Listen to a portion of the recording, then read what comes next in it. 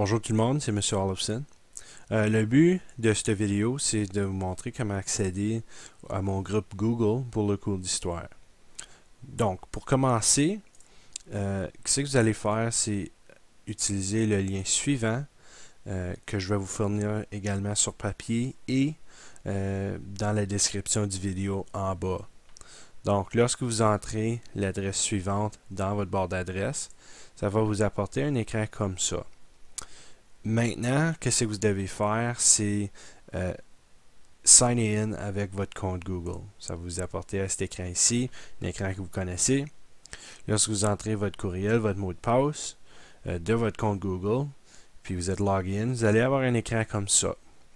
Vous ne pouvez rien faire autre que regarder le contenu qui est déjà là. Pour y accéder, tu dois cliquer le bouton bleu qui dit Apply to Join Group. Lorsque vous faites ça, plus ou moins, il faut que vous attendiez que moi je vous approuve, mais ça m'envoie un courriel immédiatement.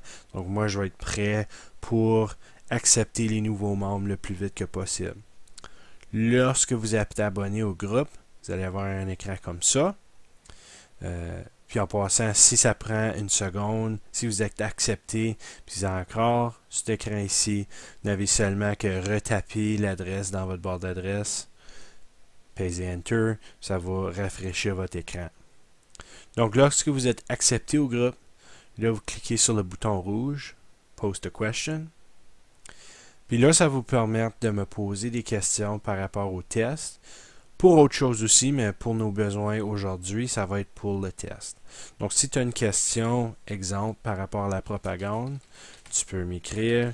Pourrais-tu m'expliquer la différence entre la propagande noire et blanche? OK. Donc, vous pouvez voir ici, tu peux soit poser une question ou commencer une discussion. Pour nos buts aujourd'hui, je veux des questions.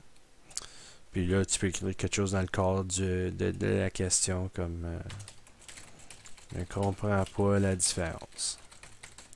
Donc, cela fait, tu dis post. Puis là, la question va être affichée. De mon bord, moi, je peux répondre à vos questions.